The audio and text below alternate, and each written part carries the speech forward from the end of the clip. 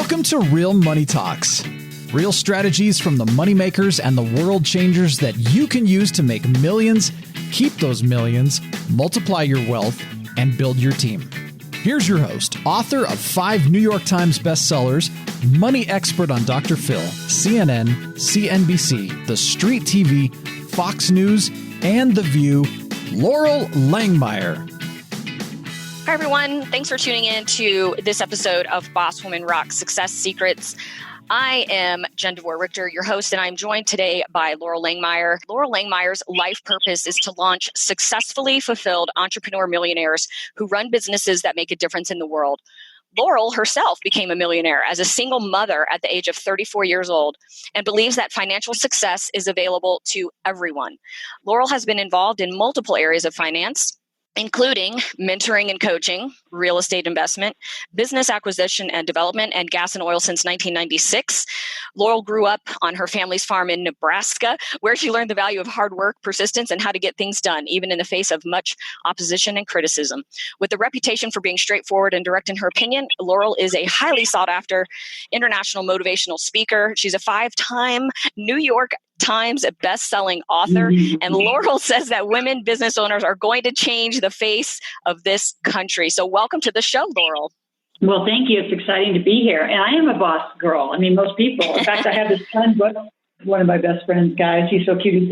He gave me this journal the other day, which I had to share with you because I think it could be like the slogan. It says, "I'm not bossy. I just know what you should be doing." Yeah, I'm not bossy. I'm the boss. There's a difference between bossy and being bossy and being that I know what to do. Right, exactly. And obviously, you know what you're doing. You have achieved a great success, overcoming many different challenges and odds, not just being a single mother, but the challenges that we face as women in business in general. So tell us about some of the lessons that you've learned personally or professionally that have shifted you to where you are today, Loral. Oh my gosh. So, I started identifying, Sharon Lecter is one of my best, friends. I call her my financial mom. And a couple of years ago, I got married to a Canadian. So got this cross-border blended family, just very different. And so I started really thinking through and coaching a lot of my clients on segmenting the chapters of their life. So obviously, the chapter of growing up in Nebraska, however you grew up, it is what it is, but it does affect and shape where you're going. Some of the defining moments was when I was 24, I got a multi-million-dollar contract to build 272 fitness centers on offshore oil rigs. Now, I didn't make millions at that time, but the contract to spend and to it was really however I wanted to margin it. I made, a lot of money, but I had millions to spend at a 24-year-old with a big old corporate budget. It was awesome. Right.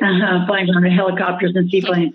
So that kind of defined being, I'd say, the boss, but just taking total lead and living by your, vision. I don't say by passion, by vision, because there's a mission beyond with a vision that, I need that result in a certain time.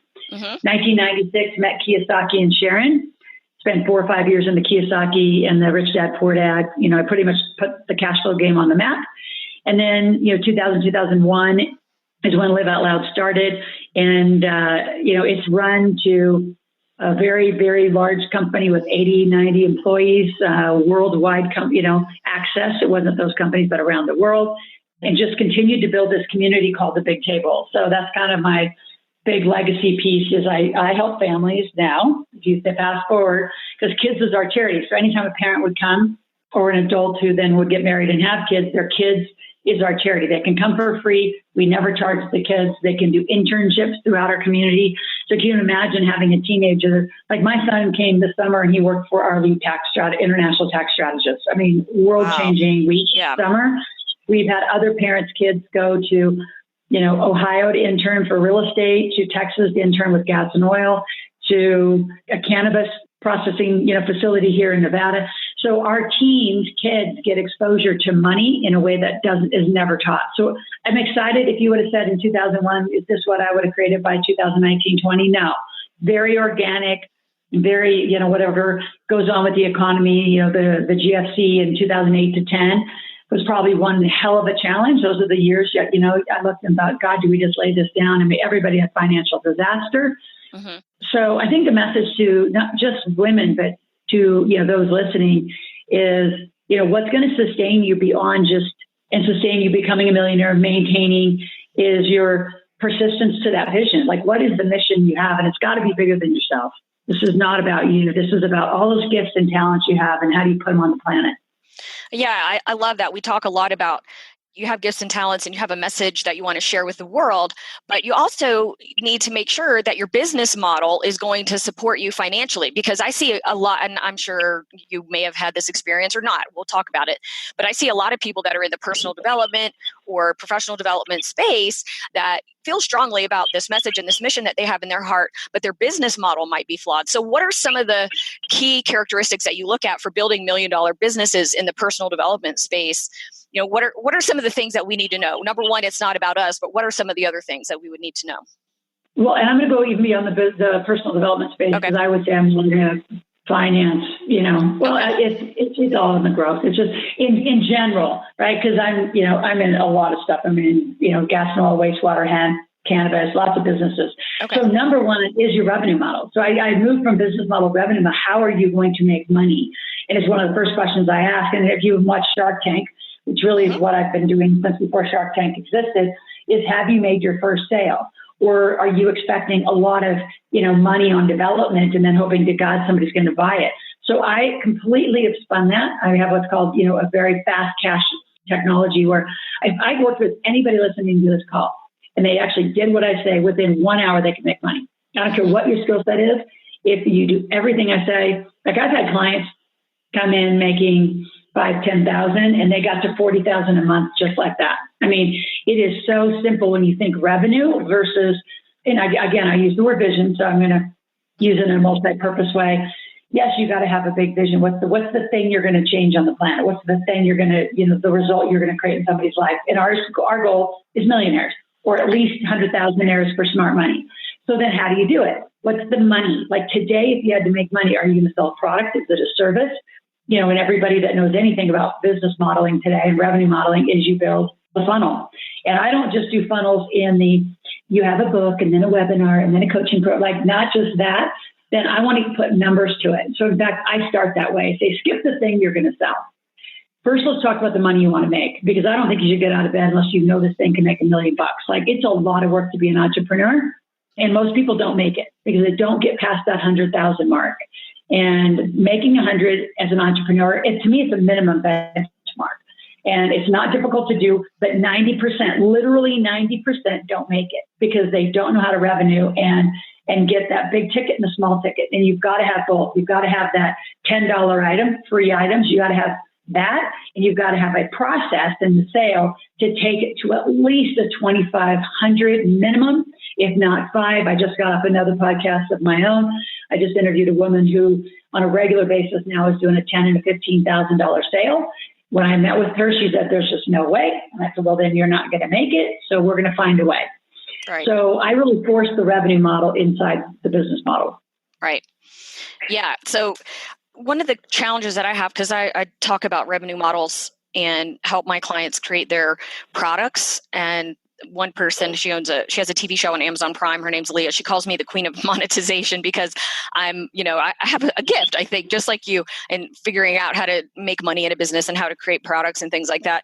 But one of the things that I have found to be unique with my female clients versus my male clients is, and research actually shows this too, is that many times women lack the confidence to ask for the big ticket projects and to ask for the money that they're worth. So what are some of the things that you would share with them or say to them to get them over that? Oh, love that conversation. So I go back to, what are your gifts and talents and do you serve the world? And are you damn good at it? Right. So like, I'm really, really good at what I do. And that's not an arrogant statement. And women have a really interesting time listening to, if men speak the way I speak, they're powerful. If we speak the way we speak, we're just bitches. Right. So, just get over that and stop. It is what it is. So stand in your power and not any level of ego. So I know I'm just freaking good and I can outperform anybody in the money making space. I just know it. Like give me an hour with anybody on the planet and they will make money. I may have to force them. I may have to kick them. They're going to scream. They're going to say, here's whatever. And then 2 days later, they'll say, oh my God, thanks for making me go through that process. So number one, stand in what you know that you're really good at. Now I'm going to go to the newbies and say, well, what if you don't feel like you're the expert? Well, then act as if you are, because how you behave as I am the leading expert in the space is a very different energy and tone than if it's, oh my God, I'm just starting and gradual. Nobody wants to buy from that energy. So you have to, I hate fake it till you make it. I say act as if, and you are the expert you're going to become. And guess what? One day you were just going to become it. One day I became a 5-time New York Times bestseller. Was that ever a big goal? No, I wanted to hit one. But then when I hit one, I got a contract for 3 more. I'm like, all right, well, I'm just going to keep going. So I think a lot of it is that say yes principle. I know you live by it too. Say yes and just figure it out. Right. So claim it. And then here's where I really go that hits, I think, home the hardest, because I'm known for very aggressive sales. I mean, in fact, I'm criticized for it. I can't put you on my stage. You sell too hard. I said, you know what? I don't just sell, I serve, because my fulfillment is impeccable. Now, you go to the internet and you get whiners and criers. Well, there's people who don't want to do anything. And when they got into my system and program, they're like, oh, God, it's not The Secret where I can just sit on my, and I wasn't The Secret, so I can make fun. Right. Or I can just sit on my, and have bonbons and save money and men come to me. No, you have to actually get out and do something. So the people on the internet that whine and bitch about you, which I would say if you don't have anything on the internet about you, you aren't playing hard. Like you're not fully in the game changing lives, because, I mean, you're going to come up, I don't care if it's weight loss, it's addiction behavior, it's whatever the heck your cause is. If you're really doing well, you're going to have, lovers and haters. And so you're just going to have to stand in the presence of that and just know what you do serves life. So back to selling versus serving. Right. I actually don't think I sell hard. I serve hard. You know why? Because the minute I go for it, I say, Jen, you've got to diversify your assets. You've got to let me help you lower your taxes. Like I go very direct, and I know I can do it. I know my teams can do it, which I say it's really not even me. I have a whole team of 28 financial experts on my side who are just implicitly amazing. And here's what I say: if I don't serve you in a tense way, because I know I can change your life, you're going to buy somebody else's stuff. And if you know you're the best, sell, serve hard. And do not modify your prices. Here's how I think about pricing. I think people way overcomplicate pricing. Go to this lovely place called the internet because it's out there. And that's what people will do anyway. They're going to shop you on the internet. Unfortunately, that's become our new comparative, system. So go to the damn internet, see what people in your space are doing, and at least get in what I call the high value ticket mark. Do not be the beginner starter, because then you are the beginner starter. Like I always use massage as an example. Like I'm a massage junkie, right? I love them. And if you're under $100, especially if you're a in-home service one, you got to be really, really, you got to be a beginner, because anybody who's worth their weight is coming in at 120, 150, 180, if not 200. So don't price low, or you're going to be the beginner that you are. And then to change the model to be somebody else is a hell of a walk. So don't do it. Just price into what I call high value model and be that expert, be that person, serve.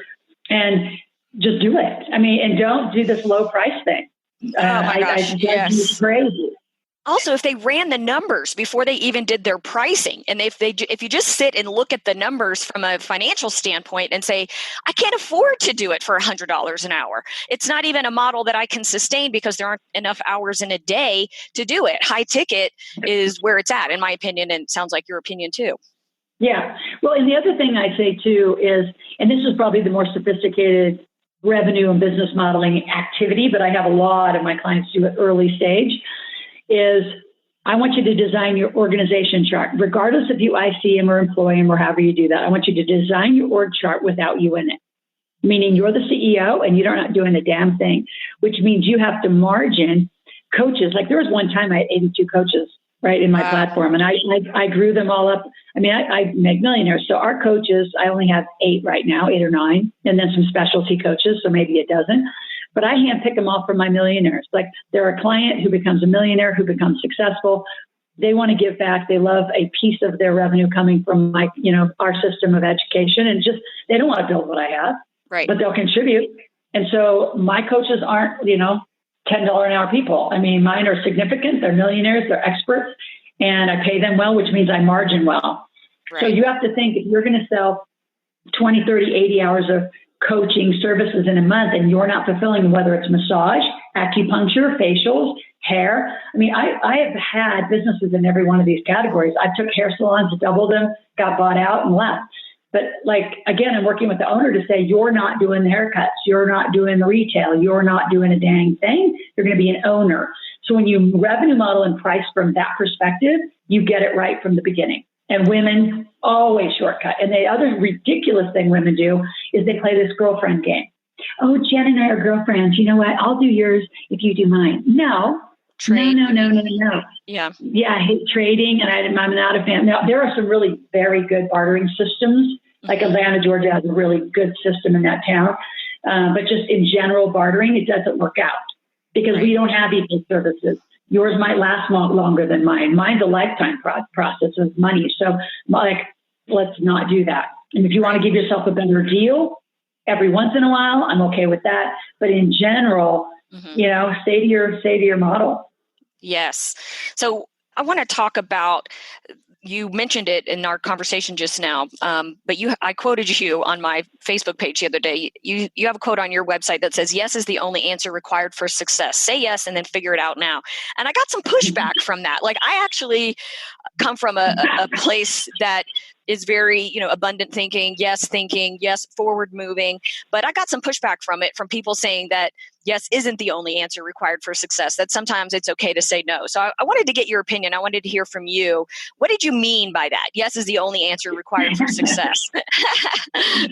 No, I appreciate that. So I appreciate the people who push back that actually know the distinction.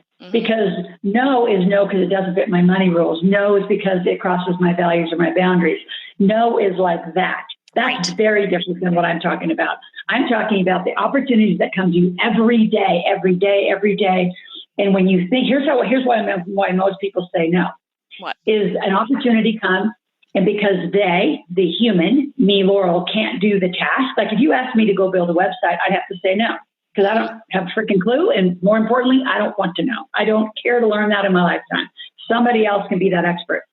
So, right, a yes would be, I'll build your website. Not only will I do that, I'll build your revenue model. I'll help find your copy. I can get you an infomercial. I'll say yes to all of that. And I'm going to find the team to do it. That's saying yes. And women typically process through their own filter of, can I do it? Because I need to be, this motherly being and do it all the work. You don't have to do a damn thing. What you have to do is lead it. And there's the distinction in your yes. Like, did I know how to build 272 fitness centers on offshore rigs? At 24, no, it's an engineering task. I just said, I could lead this. I could figure this out. I got to find engineers. I've got to find, there's smoking facilities in those days, right? And even still today. So now I got to find air filtration units. I've got to find fitness equipment. I can do that. Did I know how? Absolutely not.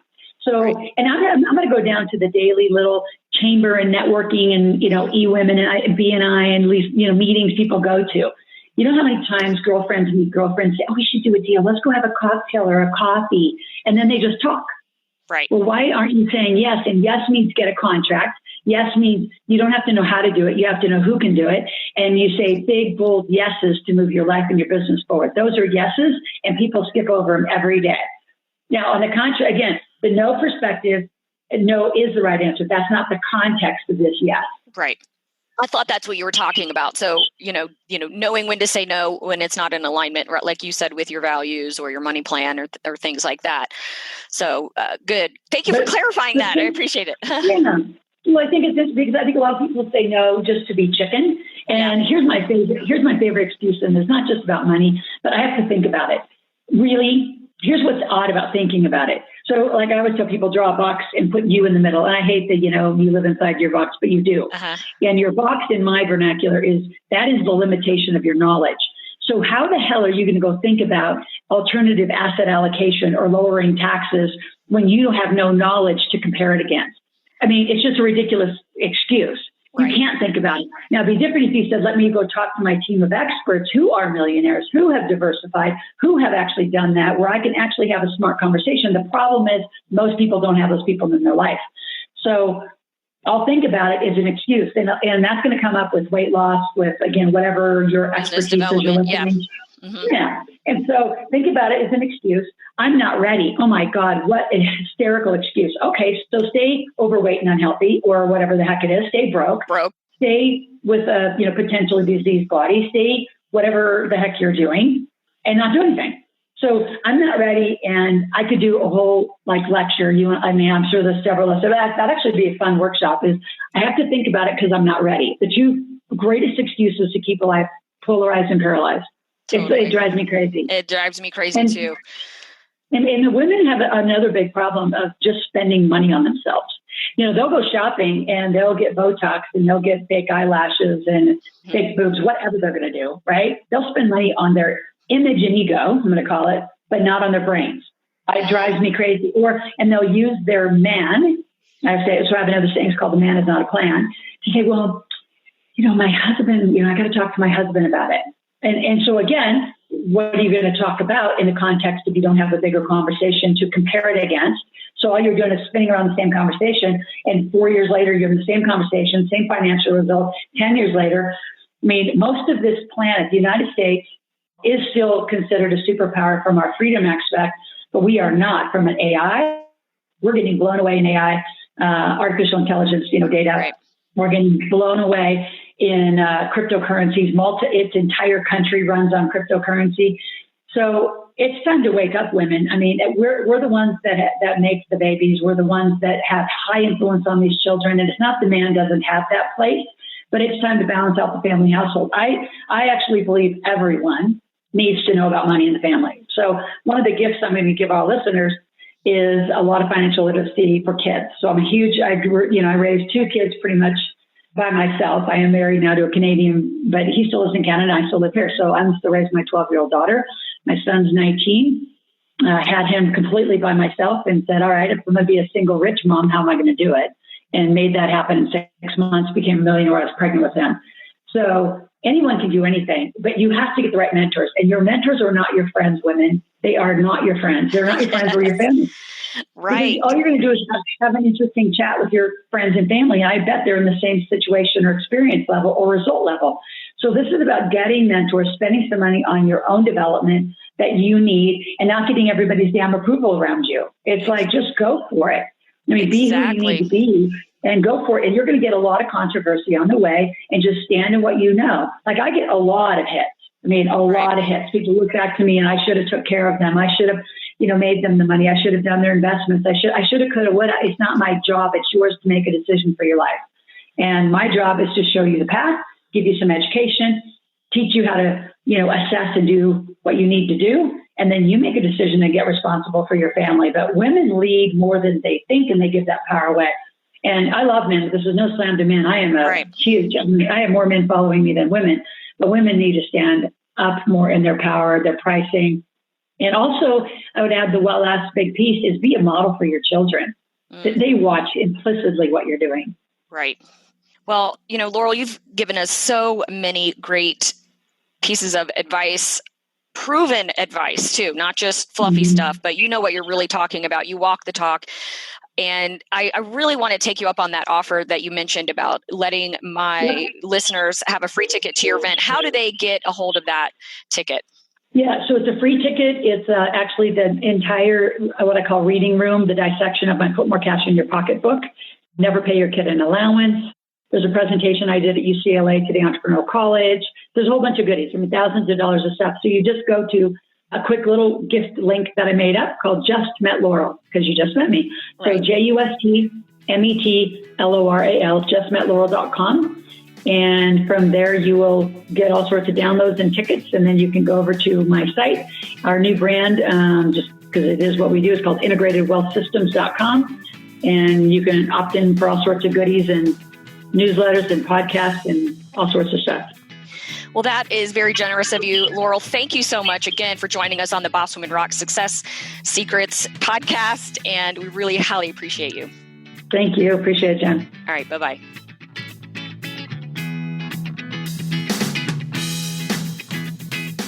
Thanks for listening to the Real Money Talks podcast. Your host has been Loral Langemeier, author of 5 New York Times bestsellers, money expert on Dr. Phil, CNN, CNBC, The Street TV, Fox News, and The View. Want to learn more about off-Wall Street investing, tax strategies, and multi-million-dollar business strategies? Visit liveoutloud.com/podcast for past episodes, show notes, and resources. For some special wealth-building gifts only for Loral's podcast listeners, visit liveoutloud.com/podcast gifts. Do you have a burning question for Loral? Visit askloral.com to submit your question, and it may just be covered on a podcast episode. So stay tuned and be sure to subscribe to get new episodes every week.